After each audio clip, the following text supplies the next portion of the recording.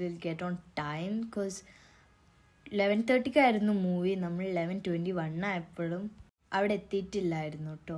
പിന്നെ ഞങ്ങൾ വേഗം പോയി. Why I walk like this because I thought the movie was already started.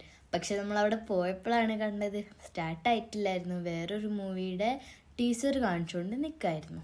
പിന്നെ എൻ്റെ ഉമ്മയാണെങ്കിൽ ഒരു ഡ്രൈവിംഗ് പുലിയാണ് ഗൈസ്. അതുകൊണ്ട് നമ്മൾ കറക്റ്റ് ടൈമിൽ അവിടെ എത്തി. And the movie we are going to watch is Sinner, and it was directed by Ryan Coogler, and he was the one who directed Black Panther. I want you to swear to me and before this congregation to leave.